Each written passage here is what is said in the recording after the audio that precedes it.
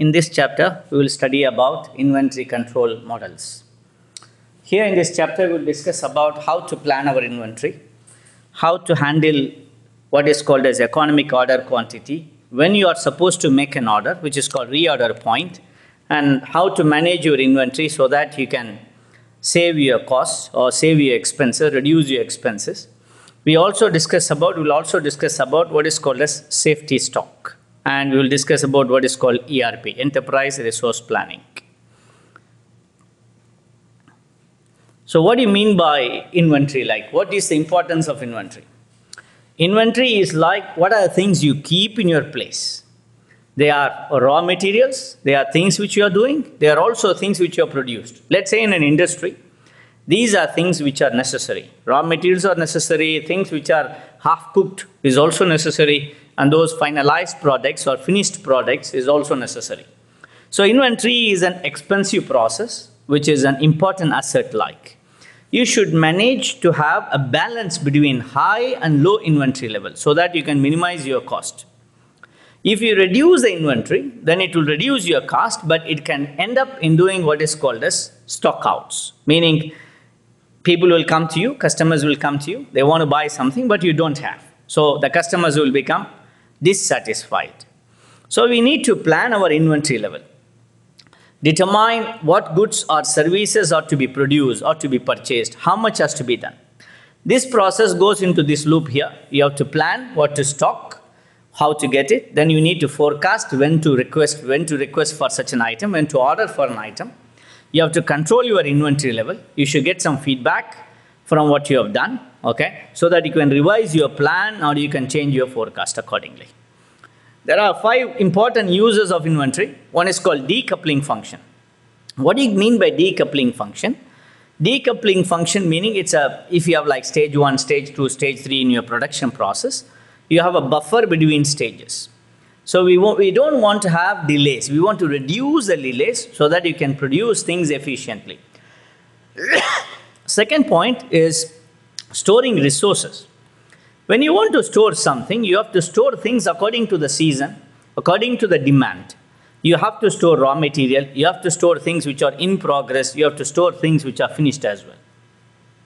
So you also have to store things in the format of sub-assemblies, which has been half completed, not fully completed. Third one, you have to take care of what is called as irregular supply and demand. Supply and demand is not constant, okay? Things might vary over time. So in this case, we need to have some kind of buffer to manage the variability. You also have to look for what is called as quantity discounts. If you order things in bulk, they will charge you less. The cost will go down. They'll give you more discount.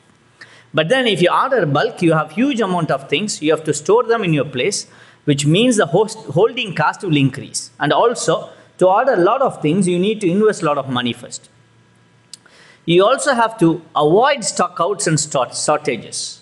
If you lose things, if you lose your business, meaning somebody comes, he cannot get the item from you, the dissatisfied customer will go somewhere and he will buy from somebody else. So this way you will lose the business. Okay, so these are things which have to be taken care of by inventory. There are 2 fundamental decisions you need to make. How much to order, when to order. So you have to decide this.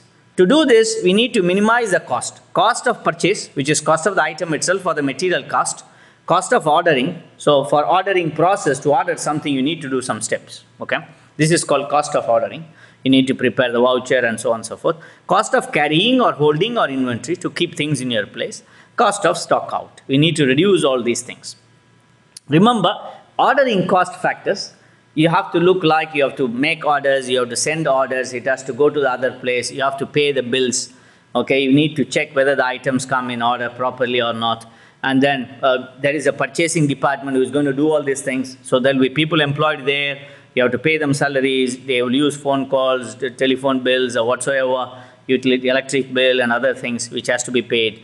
You also have to pay for some kind of paper, printer and so on, other things inside the same department. If you talk about carrying cost, it's a cost of the capital, how much you will spend. There is also cost behind taxes, insurance, something get lost, something is like if you don't sell it within 2 days, it gets expired, so that's called obsolescence. Or you have to also pay for the employees who are working in the warehouse. Again, here there is payment for utilities and supplies. So ordering cost is generally independent of how much you order. What do you mean by ordering cost here? We need to be careful. It's not about the material cost. It is about if you want to prepare the order, if you want to make the request for the order. It needs people who will prepare these things. Irrespective of, even if you are making 10 items, you have to prepare the order. Even if you are making one single item, request for one single item, you still have to make the order. This is called ordering cost. Holding cost depends on how much amount, how much size of items you are going to store. Okay, so this depends on labor, space, and the other cost, which will involve a number of items you have inside. So it depends also. But if you buy a lot of items, then probably the cost of the item might go down due to quantity discounts. If you buy in bulk, people can give you at a good price or cheap price using some high discounts. We have what is called economic order quantity, EOQ. This is a very popular old model for inventory control. Easy to use, but it has lots of assumptions. Right? What we are trying to do here, we are trying to minimize the total cost of the inventory. Assumptions are this. Number one, we assume demand is known and constant, which might not be true always, but this is the assumption here. Number two, lead time is also known and constant. What do you mean by lead time? You make an order now. When will you receive the item you have ordered? How many days does it take between the placement of the order and the receipt of the order? Then receipt of inventory is instantaneous. Let's say I put 10 items in an order. You will receive all the 10 items at a time of the same inventory at the same time. Purchase cost per unit is constant. Here, meaning even if you buy 10 items, 100 items, 1000 items, the cost of the item is same, meaning there is no quantity discounts. And the only variable cost are the ordering cost and the holding cost. Holding cost is also called as carrying cost. And this is constant throughout the year. So orders are placed in such a way that we will avoid the stockouts and the shortages. So these are the assumptions of EOQ. So simply you can see we have an inventory level, right? The maximum inventory is the order quantity you can make, and the average inventory is 1/2. Average inventory is 1/2 of the order quantity, which is Q by 2. So you can see here order quantity is maximum inventory. It gets spent, it becomes 0. Then again you make an order, you get the item immediately, then you keep going. So question is, if you have a lead time, if the lead time is 0 means it's getting immediate, but if there is a lead time, how to manage? So here is given, few points are given to you. Annual ordering cost. This is the number of orders per year multiplied by the cost of placing each order. Annual carrying cost is the average inventory times the cost per unit per year. So these are things you need to calculate. Carrying cost, annual carrying cost, and annual ordering cost. Average inventory level is already given. It is half of the inventory, okay? Half of the order quantity, which is Q by 2, right? So you can see ordering cost is how many times you order and the cost per order. Carrying cost, you take the average inventory, multiply by the cost per unit per year. Per year, per unit, how much is the cost? So here some things are given. Day 1, you receive an order, beginning is 10, ending the inventory level is 8, so average is 9. So these things are given to you, let's say. Then you can find out the daily averages by just sum them up and then divide by the number of days, you get the average inventory level. And you can check here in this example, maximum inventory level is 10 and the average inventory level is 5, which is 10 by 2. This is the general notation which is given. But here are some representations. Annual ordering cost is equal to number of orders you place in a year multiplied by the ordering cost per year. Number of orders you place is like annual demand. How much is the total demand you need? By number of units in each order. In each order, how many units you order for. So it's assumed every time you make an order, number of units is remaining the same. Okay. So into order cost. So this is represented by D by Q into C0 or CO. Q is number of pieces in an order. Q star, which is EOQ, is the optimal number of pieces to order. D is the demand, annual demand. CO is the ordering cost. CH is the holding cost or the carrying cost. If you want to calculate the annual holding cost, it is average inventory, which is Q by 2 or order quantity by 2 into carrying cost per unit per year, which is CH. So if you want to draw the representation of the order quantity and the cost, so this is the curve for total cost of carrying ordering. This is total curve for the ordering only. This is the curve for carrying. So the point at which both the ordering and the carrying intercept, that is the point you get the minimum total cost. So that is what you should target. So if you want to find the minimum total cost, using that you want to find what is the EOQ, right? Then you will equate the ordering cost with the holding cost. Okay, annual ordering is equal to annual holding. Why we are equating them? Because that is the point of intersection between the ordering cost curve and the carrying cost curve. Just equate them. D by Q CO, CO is equal to Q by 2 CH. From this you can find Q. Q is EOQ, which is Q star, square root of 2 DCO by CH. So you can see, you can find what is called as optimal ordering, optimal number of pieces to order. This is represented by EOQ. This is called economic order quantity. So this is the representation.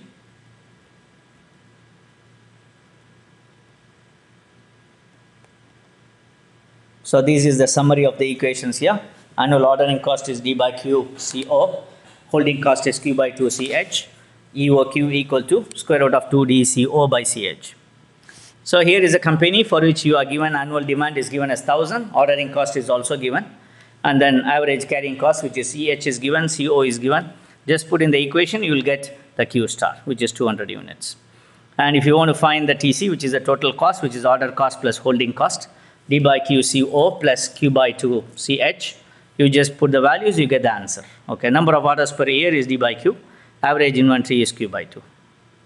And if you figure out the point at which both the curves intercept is here, which is $50. So the total cost will be 50 from each, so it will be 100.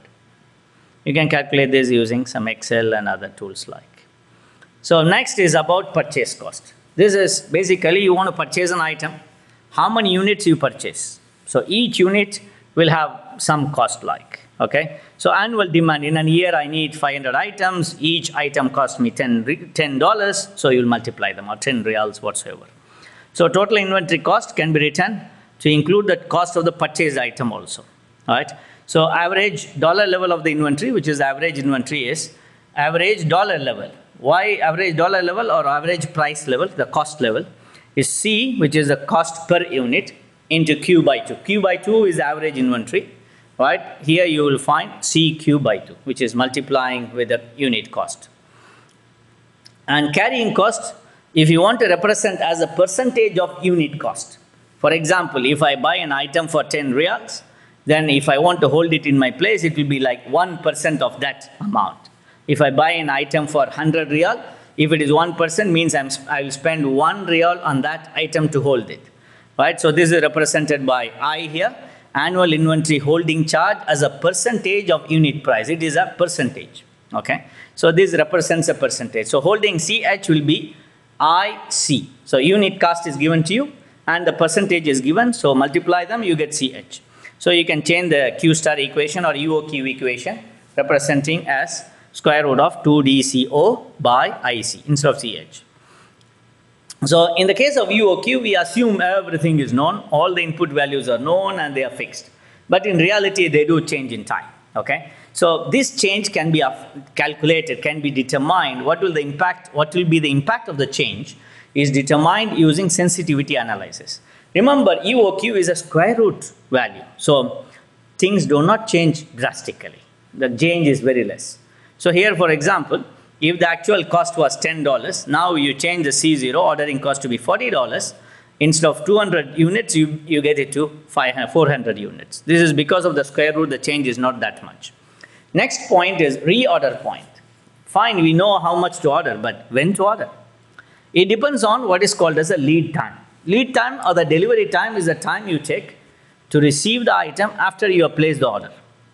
Most importantly, you should keep the inventory in such a way that you manage the demand, you handle the demand. You should have items in hand, or maybe some of the item is on the way just to satisfy your demand. So the total of items you have in hand, or items you have you ordered for an item, ordering now, or those which are already ordered but not yet received, it is on the way. This is called as inventory position. So ROP, which is reorder point, is demand per day multiplied by the lead time for a new order in days, which is D into L. So here you can see here, if you have lead time of L, right? So you have some little time. Accordingly, you have to reorder because by that time it will take to come, to reach you. But let's say here the condition is ROP is less than Q. If the ROP is more than Q, meaning I have to order while a previous order is on the way. You have not received it because of the delay, because of the lead time. Lead time is high. In that case, I'm going to make my second order while the first order is on the way. Okay, you can do it also. Now, this is possible. You need to make your order ahead of time. So this is lead time equal to L, it's a longer duration. ROP is greater than Q. Okay, so you will make your order even before the previous order arrives. Here is a scenario, annual demand is 8,000, daily demand is given as 40, and your delivery lead time is 3 working days. So if you want to calculate ROP, you will make your order when you have 120 units at hand. Right? If you have 120 units at hand, you have to make your next order. That's the meaning. And 3 days from that day, you will receive the item. Let's say instead of taking 3 days, it's going to take 12 days. Then in that scenario, you have to order when you have 480 items at hand. Okay? When you have 480. Remember, what happens is, if you say 480, I have 80 items on hand. Okay? 80 items in my hand. Inventory in order is 400. Inventory position is 480. So I already ordered something, right? Now when I have 80 items in hand, I will make my next order, which is my second order. Right? There's a second order is coming into place. Next one, if you have UOQ without instantaneous receipt, meaning you make an order, part of the item comes today, next item comes tomorrow, next item in the same order comes after a few days like this. So you have to take into care that you meet the daily demand at least. You get items slowly, but you should meet the daily demand. This is represented using what is called production run. Production run is where during some cycle you start producing items. Then during the drop down here, there is no production. You are just selling the items you have. Then again you will start producing and so on and so forth. Next thing is called annual carrying cost for the production run model. Okay. Here the inventory keeps continuously coming in. Day by day it keeps coming in over a period of time. And it's also produced, it's also sold simultaneously. Here we calculate what is called setup cost. We use what is called setup cost. Setup cost is the cost you have to spend to set up your production facility. If you have a company, you have to spend something to set up the facility. Right? So here setup cost is used instead of the order cost. And Q, you know already, which is the number of pieces per order or called as production run. CS is the setup cost, CH is the holding cost. P, daily production rate, D is the daily demand, T is the time, length of production in number of days, production run in days. So here, the carrying cost, it depends on the average inventory. And the average inventory is depend on, it's half of the maximum inventory level. Right? And because your inventory keeps going down and the demand is continuing, right, the maximum inventory will always be less than your order quantity Q. So maximum inventory level is equal to how much you produce minus how much you used. So daily production is P into T. Okay, number of days, and P is the production rate, minus D into T is the demand. So you can say, right, you can represent it, which is maximum inventory level is PT minus DT. Total produced is Q equal to P into T. Then you can represent T equal to Q by P. Replace it in this equation, you get maximum inventory is equal to Q into 1 minus D by P. If you want to calculate the average inventory, it's Q by 2 into 1 minus D by P. Average holding cost is the same average inventory into CH, which is the cost of holding. Setup cost is replacing the ordering cost. So if you have the annual setup cost, D by Q into CS, annual ordering cost you know already. D is annual demand, Q is the number of pieces per order or the production run. And if you want to find out what is the Q value, then you equate the holding cost with the annual cost. You are finding what is the UOQ value, economic order quantity. You get Q star or UOQ equal to 2 DCS by CH into 1 minus D by P. So this is a summary of those equations. You are given a situation where annual demand is given. Right? This is a company which is producing refrigerators. Cost of setting up is $100. Carrying cost is given 0.5 per unit per year. P is a daily production rate. and D is the daily demand. Now the question is how many items this company should produce in a batch and for how long, okay? And how many times is going to repeat the cycle. So EOQ, you put these equations and you get the value. 4,000 units it has to produce. Remember, the actual demand is 10,000 and at the stretch you are producing 4,000. So if you divide the demand, annual demand by one batch of production, you get 2.5. This means you need to do the process 2.5 times. You cannot have a production run and half, no half. So you will make it like 3 times in a year you need to produce. You need to go for a production run. And there will be some excess which you will use for the next year. And the production cycle is equal to Q by P. Right? Q is your one-time production 4,000, daily production is P, which is 80, you get 50 days. So you will start a production now, production run, you do it for 50 days, then stop for some time, then start your second one, another 50 days, stop, then again do the third one in a year. This is for one whole year. So it means like they are working for 150 days in a year. You can calculate these things using some Excel tool or whatsoever.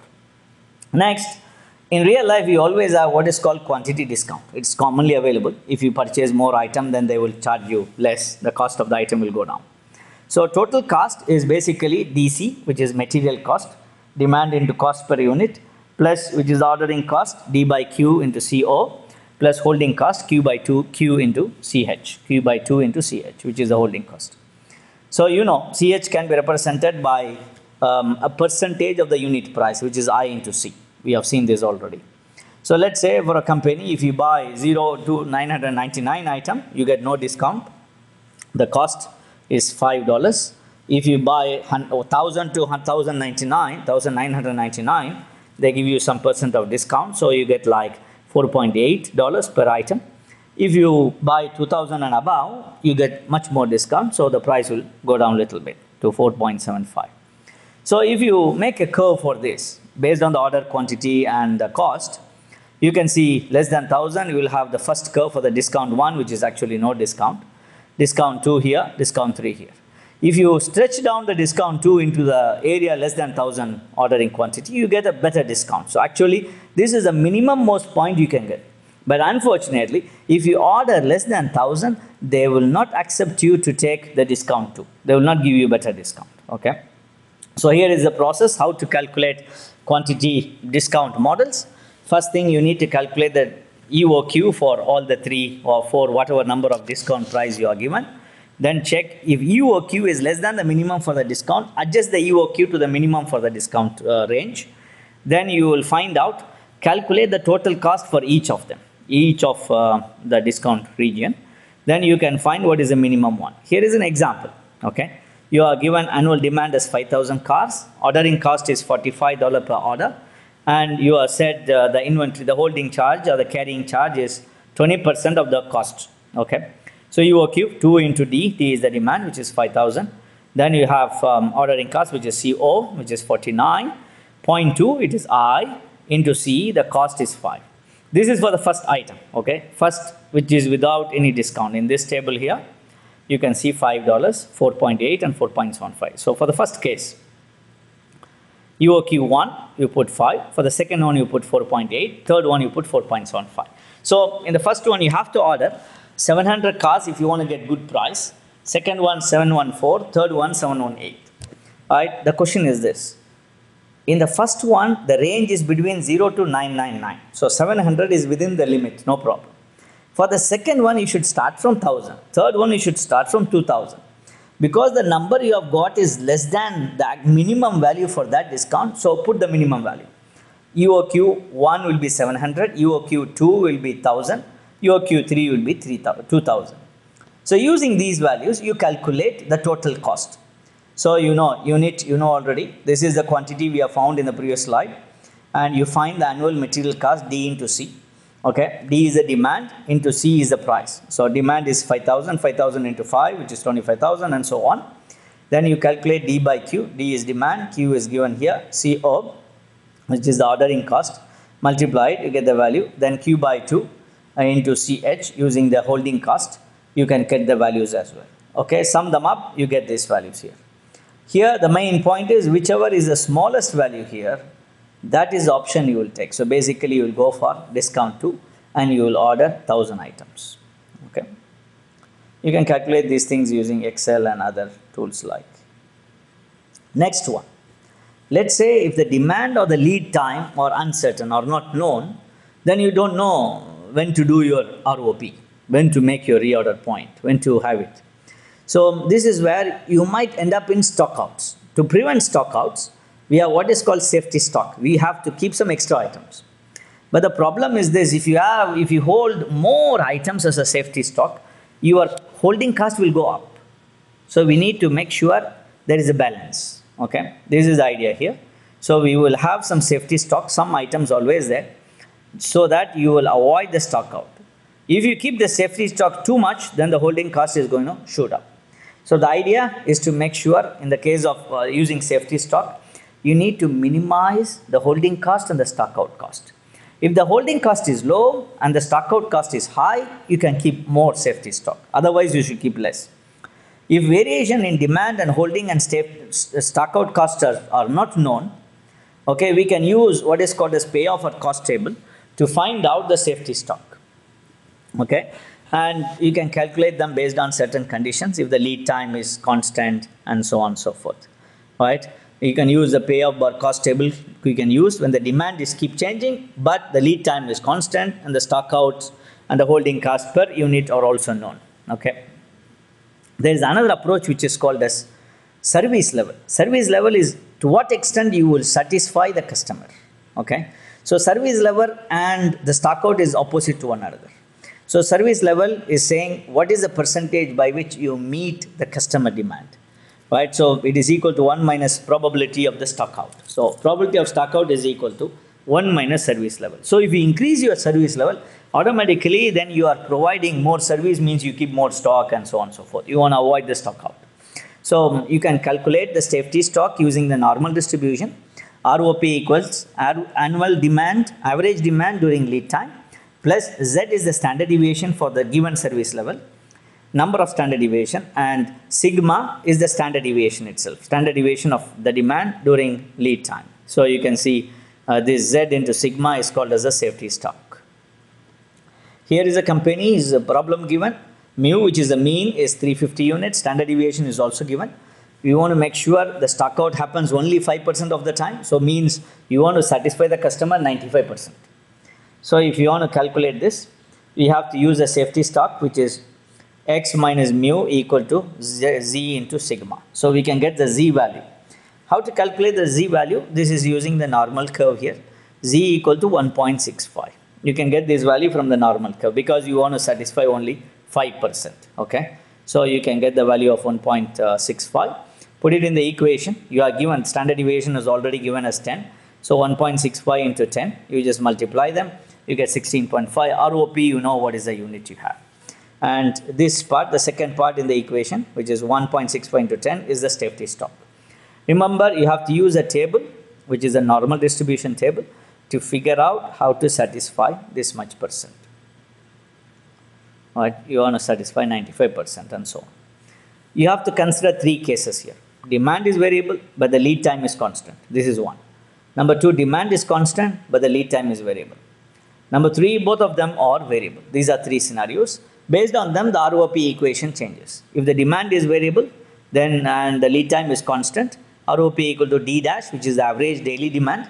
L is the lead time plus Z into sigma D, which is the standard deviation, square root of L, which is the lead time.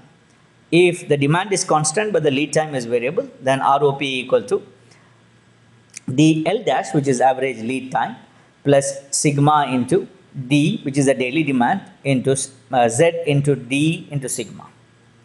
If both are variable, demand as well as the lead time are variable, this is the most general case. Here again we have given the equation. Okay. Here you can simplify them.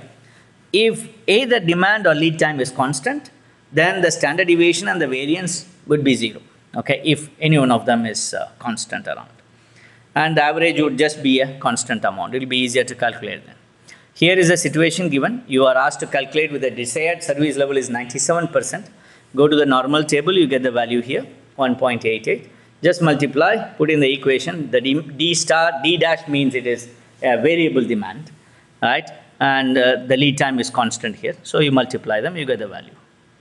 Similar, if you are given L dash, which means the lead time is variable, you are given 98%, so you get the Z value. You can calculate based on the equations. Similar, if both are variable, you are given those values also, apply them in the equation given, you will get the answer like. So next issue is this: service level, safety stock, holding cost. There is relation here. If the service level increases, then the safety stock will increase. If the safety stock increase, then the holding cost is going to increase. So you can see, if you increase the service level from the normal curve, the value will also increase. Accordingly, you want to have more safety stock. Okay, for the same company they have calculated. Okay, right. So you have to calculate annual holding cost with the safety stock. Your holding cost now involves the safety stock also. Previously, it was only the holding cost for the items you hold. Now we also have some extra for the safety stock. So you have to put SS, safety stock, into CH, which is the holding cost of the safety stock.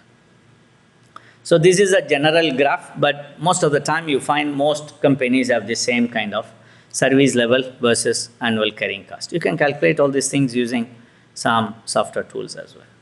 The next point to study is called as single period inventory model.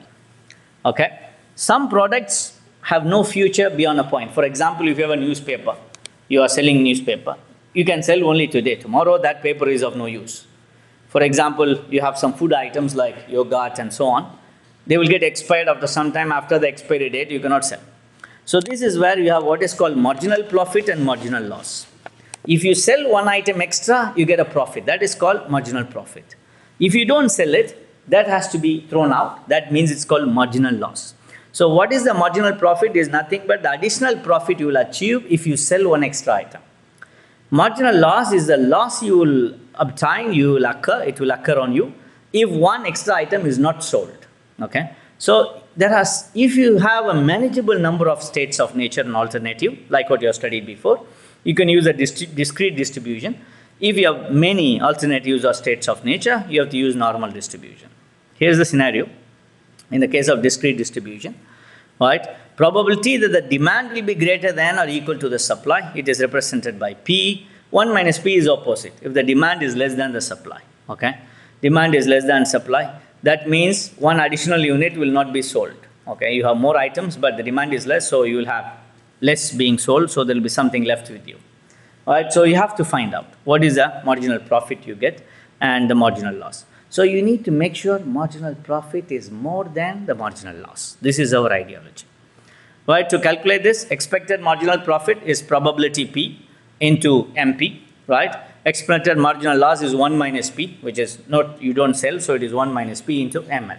Always P into ML should be greater than or equal to 1 minus P into ML. So if you sort it out, bring things on one side, you can find what is P. P should be greater than or equal to ML by ML plus MP. As long as your P is greater than ML by ML plus MP, you can keep adding items. You can say, okay, let us sell one more because this value is more. Okay. So how to use discrete distributions and how to calculate? First of all, find the value of ML by ML plus MP. Next thing, you will construct what is called as a probability table. In that, you add a cumulative probability column.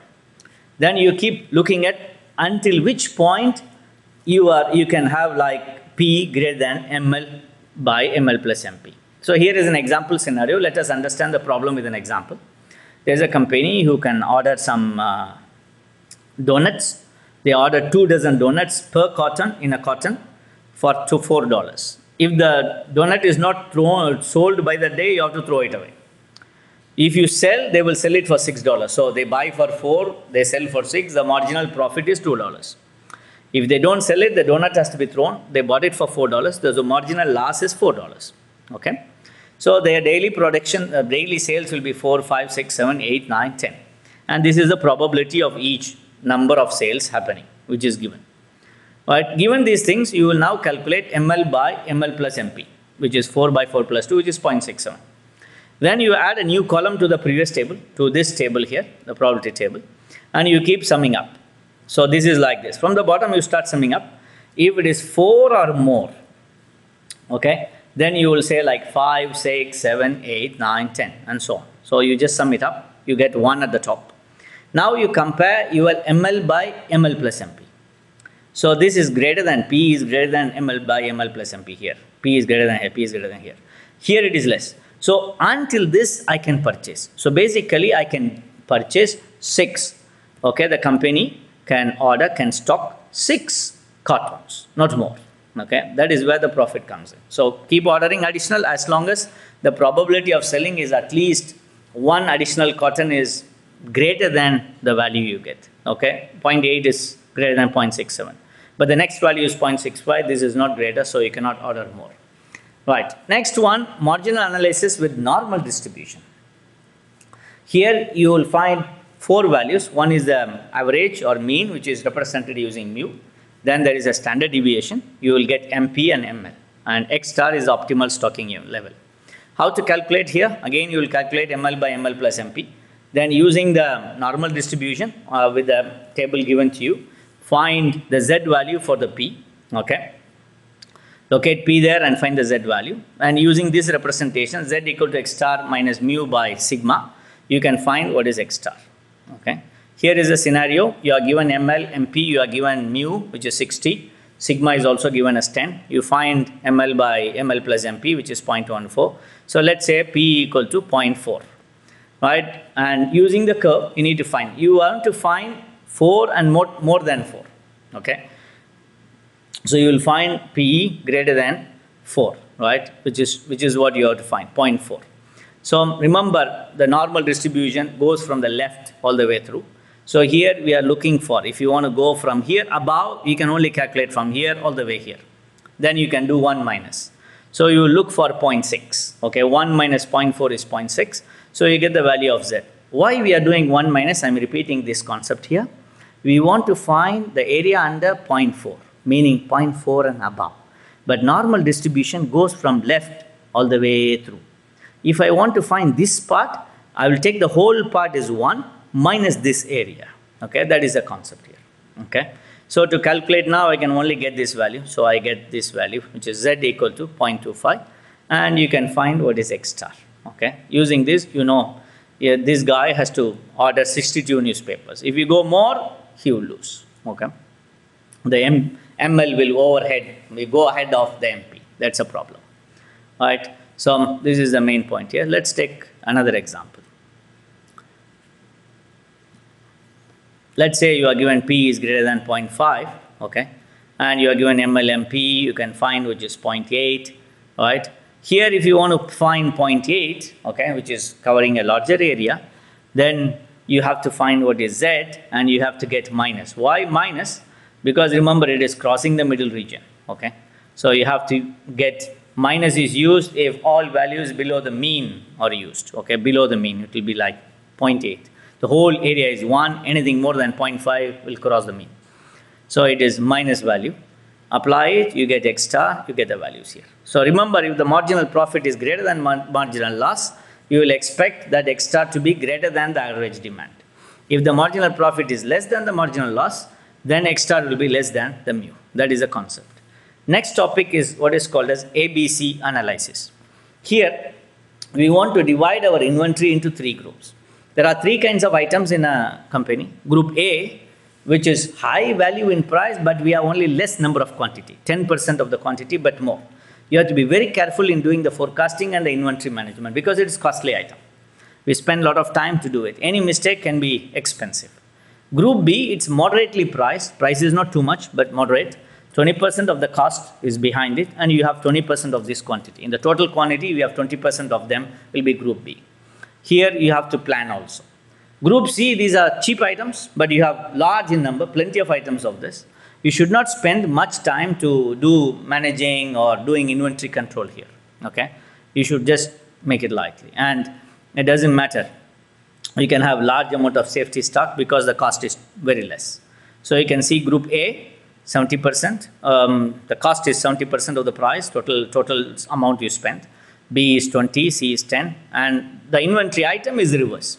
So you have to use a quantitative control methods for Group A, for Group B to some extent. Group C you don't need. Right, here we are going to do what is called as dependent demand. What do you mean by dependent demand? Up until now, we just ordered item. We did not say some item is dependent on some other item. But in reality, if you want to make a car, for example, it depends on many parts. One part depends on other, the other part depends on other. So here we have to do what is called materials requirement planning. This has to be done. So the benefits of material requirement planning is this. You will have like good service level for the customer. You will reduce your inventory cost. You have a good planning. Higher total sales will be good.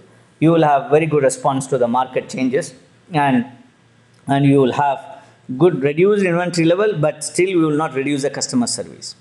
So to do this, we have to do what is called BOM, which is called bill of materials. Here you have to say how many items I'm going to order for. For each item, how many sub items I need. For example, if I want to produce item A, 50 units of item A, to produce 50 units of item A, I need, for each unit of A, I need 2 units of B and 3 units of C. Meaning I need 100 units of B, 150 units of C to produce item A. To make B, I need D and E. To make C, I need E and F. So you need to know, this is called BOM. Okay? You represent them in a material structure tree like this. A is the top level, then B, 2 items for each A, 3 items, 3 units for each A. So A needs 2 items of B, 2 units of B and 3 units of C. For each C, I need 1 unit of E and 2 units of F. For each B, I need 2 units of D and 3 units of E like. So this is what you need to represent. This is called material structure tree. They have levels, and items above a level are called parents. Items below any level are called components. The one that is represented in parentheses indicates how many items you need for each unit of the parent. So simply, if I want to do for calculation for product A, you need 2 B's. So 2 times 50. Number of A we want to make is 50. 2 times 50 is 100. And 3 times A, the number of A is 50. So for C, you will calculate for each one of them. Okay. So after getting 100, for B, D, you need 2 times B. So 2 into 100. And for E, we need it for B as well as C. So we calculate them. And we can just go down the order. And we have what is called gross and net material requirements plan. This is constructed after you make the material structure tree. This involves the time schedule. It shows when to order an item, when there is no inventory at you. It also shows when the production item must be started so that you satisfy the demand. Okay, you will satisfy things in the right time. For this, you have to be given what is called lead time. To make an item A, if I make an order, how long does it take? Okay, item B, item C, all the lead times are given. So we start from the last case here. I want to make item A, production of A. On the 6th week, I need to receive. If I want to receive in the 6th week, because the lead time is 1 week, I should make the order in the 5th week. This is the week number, 5th week. To make 50 items of A, I need twice, which is 100 items of B. Also, I need 150 items of C. For B, the lead time is 2 weeks. So before 2 weeks, I should make the order. For C, the lead time is 1 week. So I should make it 1 week before. And for each one, so to make B, right, I need 200 items of twice the number for D as well as for E and so on and so forth. So you calculate them, okay? You calculate and you get to the answer like. You go step by step, you will get the answer. So sometimes we will also include what is called as something in hand, on-hand inventory. This could be included. If this is already given, I have 10 items of A, 15 of B and so on and so forth. It is available on hand. We can use this and you can plan what is called gross and net material requirements plan. It contains everything. Okay. So you can see this will come like this. And for A, I need to make 50 items, but I have 10 in my hand, on hand. So I need 40 now. Net is 40. 50 minus 10 is 40. And order, I need to make 40 items. It will take a lead time of 1 week. So I make 1 week before in the 5th week, 40 items. To have 40 items of A, I need 80 items of B. So I say 80, A because of A, it becomes 80. And then I have already 15 of them. So 80 minus 15 is 65. You want to make 65, but you have to make the order 2 weeks before because the lead time is 2. Okay, and so on and so forth. Keep going until you get all the answers like. Sometimes in a company, you are not going to make one product. You might do 2 products. Right? Here they are going to take a second product called AA, which requires 3 units of, for each unit of AA, you need 3 units of D and 2 units of F. Okay, if he want to make 10 units of AA, right? And for this also you need to calculate. Lead time of AA is given, and you don't have anything in hand. On hand inventory for AA is 0, and you need to make 10 units by the end of the 6th week, by the 6th week. So you need to add this into the MRP, materials requirement planning, and you need to add things like this. So you add AA also. The on hand is 0, 10 you need to make 10. You want to receive them by the 6th week. So you need to make 1 week ahead, which is the lead time. You also need A. So we have both cases now. So to make AA, you need D. To make B, you need D. Two things. So that's why there is some entry here, some entry here. Because of B, I need D. Because of AA, I need D also. Right? So you represent them. Similar like before, you can calculate, you can fill up this table to get one answer like. Right? So you can also use this to calculate spare parts, components, not only finalized products. Okay. Next one is called just-in-time inventory control. Right? Most of the time, you want to make sure we want to get things in time. This is called as just-in-time inventory. Right? Why? Because if you keep too much in hand, you will have the holding cost to go up. Right? So that we get things right in time and you process them. One technique for implementing JIT is called Kanban. It's a manual procedure. It's a Japanese procedure. Kanban means card in that language. They have two cards here. One is C card, which is called conveyance card. One is called P card, which is P Kanban, C Kanban, production Kanban. It's a very simple system, but it has some procedures also. Right? You can also put some variability, but you have to follow the schedule carefully. So from the production area, you put it to the storage area. From the storage area, it goes to the user area. User means sales or whatever. So there is a C Kanban between the storage and user area. There is P Kanban between the production and the storage. Okay. And there is a container at both the places. Box. In a box, you put the items. So in a box, it contains items in the storage area. So here, let's say there is a box which contains C Kanban card with some unit of items. And from here you can take it, you can take the box with the card to the user area. Okay. When you have used those things in the box, the empty container is brought back to the storage area along with the C Kanban card. Okay. You put it there. Then the user picks up a new full container which contains what is called as a P Kanban card. Okay. You will remove the P Kanban card from that full box. Okay. And then you will attach the C Kanban card which you brought from an empty box. There is a C Kanban, right? Take it and attach it to the new box you got from where you have removed the P Kanban. Then you take that box to the user area. But the P Kanban card which you detach from a full box is attached to an empty box in the storage area. So any empty box which contains P Kanban is taken by the producer to the producer area to produce. Fill it up. They will put it back into the storage area. A box which is full with the P Kanban is placed back in the storage area. It keeps going as a cycle. Kanban is sometimes known as a pull production system. Simply, you will go to the storage area, take something with a C Kanban card, okay, go to your area, user area, do the job. When you finish your task, return back, right? You find a box which has a P Kanban with the full box. Take the box, remove the P Kanban, put it in an empty box, and take your own C Kanban card which is in the empty box back to the P Kanban. Swap them. Basically, you are swapping the C Kanban and the P Kanban card. That's it. Here there are some rules also. Minimum you should have 2 containers. No container is filled without an appropriate P Kanban card. If there is no P Kanban card, the production area will not fill anything. And each container should have specified number of items. Okay, only those which are needed are produced. Okay, sometimes production manager can remove the Kanban card so that we can see if there is a starvation, what will be the bottleneck, what are the problems you will face. Next is called ERP, Enterprise Resource Planning. MRP, which is Materials Resource Planning, what we have studied now, includes labor hours, material cost, things which are related to production. In the later version, they also come up with MRP2 and so on and so forth. Okay, we have some other requirements which could be added. There are sophisticated softwares which can plan a whole resource planning, which is called ERP, Enterprise Resource Planning System. Here we will put everything together from the supply to the end, okay, to the invoicing to the customer. Data is entered only once, so it is a central entry which could be accessed easily and processed easily. The advantage, reduces the transaction cost, increase the speed and accuracy of information. But there are some drawbacks.